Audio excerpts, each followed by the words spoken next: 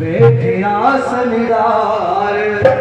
हमारी कथा जब लगे सुनाने, गौरा गोत्र पुरार उमा को कर गया सोता, गिरा भर रहो सोता, उमा को पड़ गया सोता, गिरा दे रहे को महासन पर महादेव जी बैठे आसन हमारी कथा जब लगे सुनाने, गौरा गोत्र पुरार उमा को पड़ गया सोता, गिरा दे रहे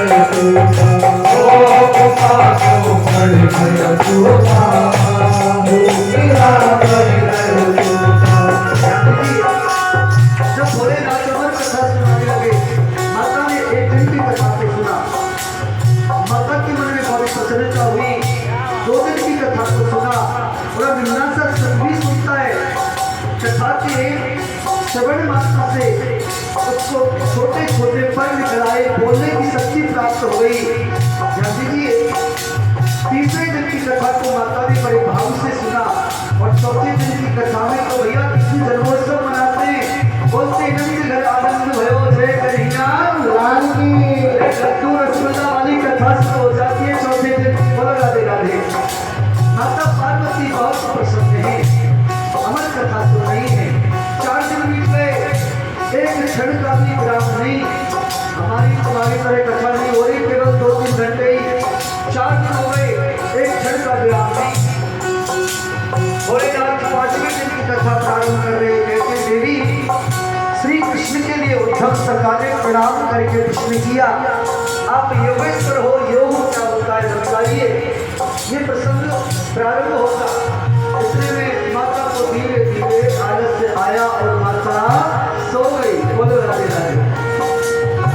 4 दिन की कथा सुन करके माता सो गई। अरे बड़ा ताली तो बजाओ, कोई सो रहा होगा तो बच जाएगा। ताली ऐसा होता है। बोलो राधे राधे। हाँ कथा को सुनते सुनते जब तुम्हारा मैया सोई, कथा को सुनते सुनते जब गोरा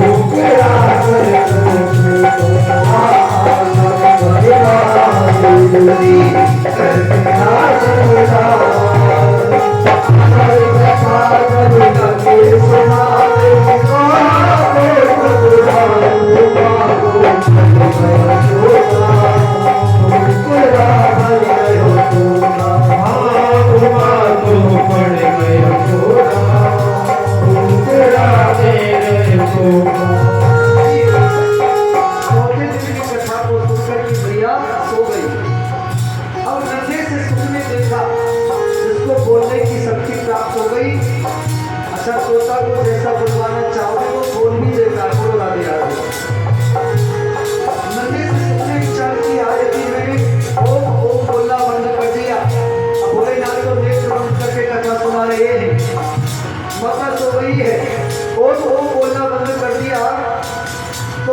कथा को विराम दे देंगे। मुझे 7 दिन की कथा को सुनना है, इसलिए नन्हे से ओमरे ओम ओम बोलना शुरू कर दिया। उस नन्हे से तोते ने और 7 दिन की कथा को सुन लिया। और जैसे ही भोलेनाथ ने जय जयकार लगाई, 7वें दिन की कथा पूरी हुई। तोता ने तो सुन ली, भैया सो गई। बोलो राधे राधे। भोलेनाथ ने जो जय जयकार लगाई, आपको भी लगा दी। बोलो राधा रानी की जय हो। तो मैया जगी। मैया ने कहा भोलेनाथ क्षमा करना, मैं सो गई। उद्धव के लिए प्रभु श्री कृष्ण ने क्या बताया कि योग का मतलब क्या है। योगेश्वर ही प्रभु श्री कृष्ण अधिष्ठाता हैं योग के। तो योग में क्या होता है? इस प्रश्न का उत्तर उद्धव के लिए प्रभु श्री कृष्ण ने क्या कहा? भोलेनाथ ने कहा, देवी आप तो आखिर 5वें दिन कथा की बोल रही हो, 10 दिन की कथा पूरी हो गई। देवी माने कहा, क्षमा करना भोलेनाथ, में सो गई। अरे देवी तुम तो सो गई थी, लेकिन ये ओम ओम शब्द तो निरंतर बोला, ये ओम ओम शब्द किसने बोला? अब जैसे भोलेनाथ ने देखा नन्ना सा सुधु है तोता दिखाई पड़ गया, भोलेनाथ को क्रोध आ गया, इसने कथा को सुना इसीलिए ओम ओम शब्द बोला।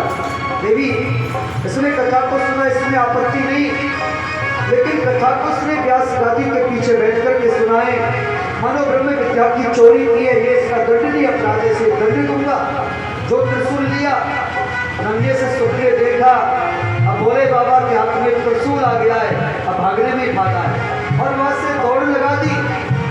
अब देखिए आप कभी बद्री केदारनाथ जाएं तो वहाँ पर्वतों पर ही आकाश है, ये जो बदरिये हैं ना, बादल जो हैं, आगे कुछ नहीं दिखाई देता, वहाँ बादल ही बादल रहते हैं। अब ऊपर कैसे जाए?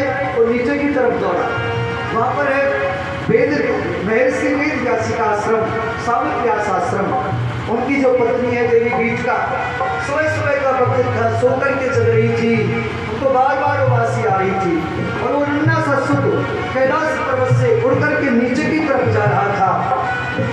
अरे उड़ी तो गयो वेद व्यास घर आई, उड़ तो तोता गयो वेद व्यास घर आई। आंसू की जगी व्यास की पत्नी गया की उधर समाई, सोए रही व्यास की पत्नी जय उनके उधर समायो। अरे बरस करम के भीतर, बरस करम के भीतर